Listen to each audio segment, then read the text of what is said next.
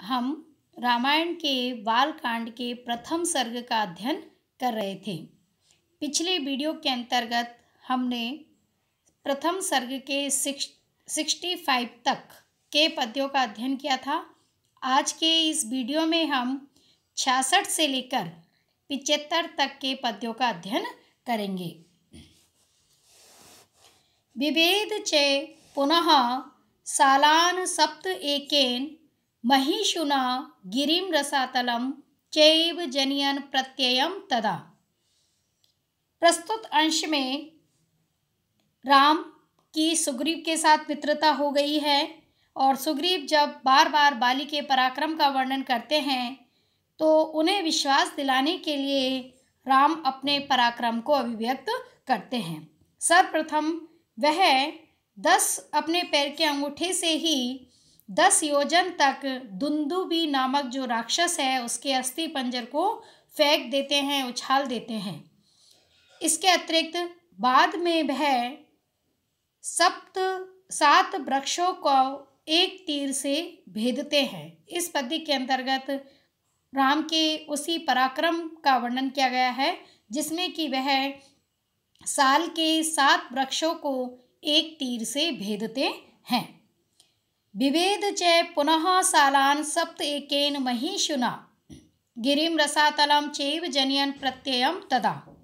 तदंतर अर्थात दुंदुबी की अस्थियों को अपने पैर के अंगूठे से 10 योजन तक उछाल देने के बाद पुनः एक बार फिर प्रत्ययम सुग्रीव को अपने पराक्रम का विश्वास दिलाने के लिए जनयन यानी अपने पराक्रम का विश्वास उत्पन्न करने के लिए सप्त सालान साल के 7 वृक्षों को गिरिम च और पर्वत को रसातल में एकेन महिषुना एक ही वाण से भेद दिया। अर्थात सुग्रीव को अपने पराक्रम का विश्वास दिलाने के लिए राम ने एक ही वाण से 7 साल वृक्षों को एक साथ और पर्वत को एक साथ भेद दिया। ततः प्रीतमनास्तेन विश्वस्ते स महाकपि किष्किंधाम राम सहितो जगाम च गुहाम तदा। और तत्पश्चात बाली को राम मार देंगे ऐसा सुग्रीव को विश्वास हो जाता है। उसी का वर्णन किया गया है। ततः तदंतर अर्थात राम के इस पराक्रमपूर्ण कार्य को देखकर वह महाकपि वानर राज सुग्रीव तेन उस दुर्हुवान रूपी कार्य के द्वारा प्रीत मनः प्रसन्नचित होता हुआ विश्वस्तः आश्वस्त हो गया। अर्थात उन्हें ये विश्वास हो गया था कि अब निश्चय ही राम बाली का वध कर सकते हैं। राम सहिते तदा तब वह राम से युक्त होकर राम सहित किष्किंधाम गुहाम पर्वतों के मध्य में स्थित किष्किंधा नगरी की गुफा में जगाम गए। अर्थात जब बाली के वध का सुग्रीव को विश्वास हो गया कि निसंदेह राम अतुल पराक्रमी वीरता और शक्ति से संपन्न है, बाली से भी अधिक बलशाली हैं और निश्चय ही वह बाली का वध कर देंगे। इस विश्वास के बाद सुग्रीव राम सहित किष्किंधा गुफा में गए। ततः अगर्जत वरीवरः सुग्रीवो हेमपिंगलः तेन नादेन महता निर्जगाम हरीश्वरः। इसके बाद हेमपिंगलः स्वर्ग के समान, हरिवरः वानरों में श्रेष्ठ सुग्रीव ने अगर्जत गर्जना की। अर्थात किष्किंधा पहुँच जाने के बाद स्वर्ण के समान वानर राज सुग्रीव ने घोर गर्जना की। अर्थात बाली को युद्ध के लिए ललकारा। महता भयंकर नादेन उस सिंह नाद को सुनकर हरीश्वरः वानर राज बाली निर्जगाम अपने महल से बाहर निकले। अर्थात प्रस्तुत पद्य के अंतर्गत सुग्रीव द्वारा वाली को युद्ध के लिए ललकारने का वर्णन है। वह किष्किंधा पहुंचकर और सिंह के समान तेज सिंहनाद करते हैं और उस सिंहनाद को सुनकर जो वानर राज बाली है वह अपने महल से बाहर निकल आते हैं। अनुमान्य तदा ताराम सुग्रीवेन समागतः निजगान च तत्र एनम शरेण एकेन राघवः। प्रस्तुत पद्य के अंतर्गत राम बाली का वध कर देते हैं, इसका वर्णन किया गया है। तो जब सुग्रीव के द्वारा बाली को ललकारा जाता है तो बाली उस ललकार का प्रत्युत्तर देने के लिए आते हैं, उसी का यहाँ वर्णन है। और जब वो युद्ध के लिए आते हैं तो राम उनका एक ही बाण से वध कर देते हैं। तो तदा तब अर्थात सुग्रीव के गर्जना को सुनकर ताराम अनुमान्य अपनी पत्नी तारा को संतुष्ट करके, अर्थात अपनी पत्नी यानी बाली की जो पत्नी है तारा, वह विचलित होती हैं और कहती हैं कि सुग्रीव का साथ देने के लिए इस समय कोई राम आए हुए हैं तो आप युद्ध के लिए न जाएं। तो वह तारा को संतुष्ट करते हैं और कहते हैं कि तुम व्यर्थ में विचलित या चिंतित मत हो, मैं निश्चय ही सुग्रीव का और उस व्यक्ति का भी वध कर दूंगा। तो उसे आश्वस्त करने के बाद, उसे संतुष्ट करने के बाद सुग्रीव के साथ समागतः बाली ने युद्ध किया। तत्र उस युद्ध में राघवः राम ने एनम इस बाली को एकेन शरेन एक ही बाण से निजघान मार दिया। अर्थात प्रस्तुत पद्य के अंतर्गत ये वर्णन किया गया है कि बाली सुग्रीव की गर्जना को सुनकर, उसकी युद्ध की ललकार को सुनकर वीर पुरुष की भांति बाहर आते हैं और जब वह सुग्रीव के साथ युद्ध करते हैं तो राम एक ही बाण से उनका वध कर देते हैं।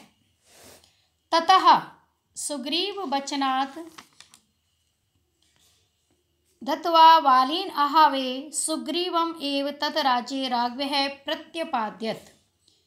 इसके बाद तत्पश्चात अर्थात जब वाली का वध हो जाता है उसके बाद राघवः राम ने सुग्रीव वचनात् सुग्रीव की प्रार्थना पर आहवे युद्ध में वालीनम हत्वा वाली को मारकर तत् राज्य उस किष्किंधा के राज्य में सुग्रीवम एव सुग्रीव को ही प्रत्यपाद्यत स्थापित किया। अर्थात जब सुग्रीव और बाली का युद्ध हो रहा था उसके बाद सुग्रीव की प्रार्थना पर राम ने वाली का वध किया और वाली की मृत्यु के पश्चात उस किष्किंधा का राज्य उन्होंने अपने मित्र सुग्रीव को सौंप दिया। अर्थात सुग्रीव को किष्किंधा का राजा घोषित कर दिया, उनका राज्य तिलक कर दिया। स च सर्वान् समानीय वानरान् वानरश्च दिशः प्रस्थापयामास दिदृक्षु जनकात्मजाम्। प्रस्तुत अंश में राज्य प्राप्ति के पश्चात सुग्रीव भी राम के प्रति अपनी मित्र धर्म को निर्वाह करते हैं और वह उनकी पत्नी सीता का अन्वेषण के लिए अपने जो सैनिक है वानर सैनिक उनको चारों दिशा में भेजते हैं। इसी का वर्णन इस पद्य के अंतर्गत किया गया है। वानरशव अर्थात वानर राज स उस सुग्रीव ने जनक आत्मजाम राजा जनक की पुत्री सीता को दिदृक्षु खोजने के इच्छुक होकर सर्वान वानरान सभी वानरों को समान्य बुलाकर के दिशः चारों दिशाओं में प्रस्थाप्यमास भेज दिया। अर्थात जब राम ने अपने मैत्री धर्म का निर्वाह किया और बाली का वध कर राज्य सिंहासन पर किष्किंधा के राज्य सिंहासन पर सुग्रीव को आरूढ़ किया, उसके पश्चात सुग्रीव ने भी प्रत्युपकार करते हुए अपना मैत्री धर्म निर्वाह किया और उन्होंने जनक पुत्री सीता का अन्वेषण करने के लिए अपने समस्त वानर सैनिकों को बुलाया और बुला करके चारों दिशाओं में सीता का पता लगाने के लिए उन्हें भेज दिया। ततः गृधस्य वचनात् सम्पातेर हनुमानवली सतयोजन विस्तीर्णम पुप्लुवे लवणार्णवम। उसके बाद संपाति नामक गिद्ध ने उन्हें सीता का अन्वेषण करने के लिए समुद्र पार जाने के लिए कहा। उसी का वर्णन यहाँ इस पद्य में किया गया है। ततः तत्पश्चात अर्थात सुग्रीव के निर्देशानुसार जब समस्त वानर चारों दिशाओं में सीता के खोज के लिए निकल पड़े, उसके बाद बलि हनुमानम अतुल पराक्रम से संपन्न हनुमान ने संपाते गृधस्य संपाति नामक गृध के वचनात् निर्देशानुसार 100 योजन विस्तीर्णम 100 योजन तक विस्तृत लवणार्णवम खारे समुद्र को पुप्लुवे पार किया। अर्थात जब सभी वानर अपनी अपनी दिशाओं में सीता का खोज करने के लिए निकल गए तो हनुमान जी जब समुद्र के पास पहुँचे तो वहाँ पर गिद्ध संपाति नामक एक गिद्ध ने उन्हें कहा कि तुम सीता का पता लगाने के लिए समुद्र पार जाओ, क्योंकि एक व्यक्ति को मैंने किसी स्त्री का हरण करते हुए वहाँ ले जाते हुए देखा है। तो इसलिए फिर संपाति के निर्देशानुसार हनुमान जी 100 योजन तक फैले हुए खारे समुद्र को पार करके वह लंकापुरी पहुँचे। तत्र लंकाम सम आसाद्य पुरीम रावण पालिताम ददर्श सीताम ध्यायन्तीम शोकवनिकाम गताम। अब जब हनुमान जी लंकापुरी पहुँच जाते हैं तो वहाँ वह सीता माता के दर्शन करते हैं। उसी का यहाँ वर्णन किया गया है। तत्र वहाँ अर्थात उस समुद्र को पार करने के बाद वहाँ पर रावण पालिताम रावण के द्वारा अधिशासित लंकापुरीम लंका नगरी में सम आसाद्य पहुँच करके अशोक वनिकाम अशोक वाटिका में गताम स्थापित ध्यायन्तीम तथा अपने पति राम का ध्यान करती हुई सीता को तदर्श देखा।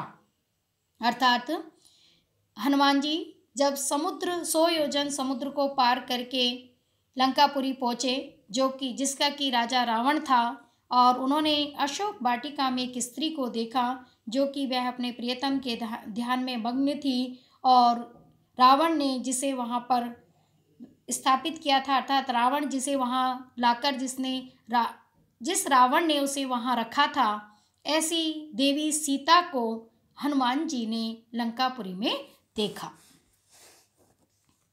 निवेदित्वा अविज्ञानम प्रवृत्तिम विनिवेद्य चे समाश्वास्य च वेदेहिम मर्द्यमास तोरणम। अब जब हनुमान जी ने अशोक वाटिका में लंकापुरी के अंदर स्थित जो अशोक वाटिका है वहाँ पर सीता को देखा, तो उसके बाद उन्होंने क्या निवेदन किया, सीता से मिलने के बाद क्या उन्होंने उनसे कहा, उसका यहाँ वर्णन किया गया है। निवेदित्वा विज्ञानम प्रवृत्तिम विनिवेद्य चे समाश्वास्य चे वेदेहिम मर्द्यमास तोरणम। अविज्ञानम निवेदित्वा पहचान स्वरूप राम की मुद्रिका को निवेदित्वा प्रदान करके प्रवृत्तिम च राम तथा सुग्रीव के मैत्री संबंधित वृत्तांत को निवेदन करके वैदेहीं च समाश्वास्य विदेह राज की पुत्री सीता को समाश्वास्य पूर्णतया आश्वासन देकर के तोरणम अशोक वाटिका के मुख्य द्वार को हनुमान ने मर्दयामास तोड़ दिया। अर्थात हनुमान जी अशोक वाटिका में सीता से मिले, उन्होंने पहचान रूप में जो राम ने मुद्रिका दी थी वह उन्हें दी, और उसके बाद उनसे राम और सुग्रीव के मध्य जो मित्रता हुई थी वो संपूर्ण वृत्तांत उन्हें बतलाया, और बाद में सीता को यह आश्वासन उन्होंने दिया कि हे माता, राम शीघ्र ही आएंगे और आपको यहाँ से मुक्त कराकर ले जाएंगे। इस प्रकार आश्वासन देने के बाद उन्होंने अशोक वाटिका के मुख्य द्वार को तोड़ दिया। पंचसेना अग्रगान हत्वा सप्त मंत्री सुतानाम अपि सूरमक्षम च निष्पिष्य ग्रहण समुपागमत। इसके बाद जब उन्होंने अशोक वाटिका के मुख्य द्वार को तोड़ दिया और जब रावण को हनुमान के आने का पता चला तो उसके बाद क्या हुआ उसका वर्णन यहाँ इस पद्य में किया गया है। पंचसेना अग्रगान अर्थात 5 सेनापतियों को, सप्तमंत्री सुतान और 7 मंत्रियों के पुत्र को भी हत्वा मारकर, शूरम अत्यधिक वीर अक्षम रावण के पुत्र अक्ष को मारकर, निष्पिष्य यानी मारकर, विमर्दित करके, पराजित करके, ग्रहणम मेघनाथ द्वारा प्रयुक्त ब्रह्मास्त्र के वंदन को समुपागमत प्राप्त किया। अर्थात जैसे ही रावण को हनुमान के लंकापुरी में प्रवेश का पता चला, उन्होंने अपने सेनापतियों को, अपने पुत्रों को उसको मारने के लिए आदेशित किया। तो वहाँ हनुमान जी ने रावण के 5 सेनापतियों को मार दिया और मंत्री के 7 पुत्रों को मार दिया, और रावण के अत्यंत वीर पराक्रमी पुत्र अक्ष का मर्दन कर दिया, और बाद में मेघनाथ के द्वारा छोड़े गए ब्रह्मास्त्र के बंधन में वह बंध गए। आज का वीडियो यहीं पर समाप्त करते हैं। आगे के प्रसंग का अध्ययन अगले वीडियो में करेंगे। तब तक के लिए धन्यवाद।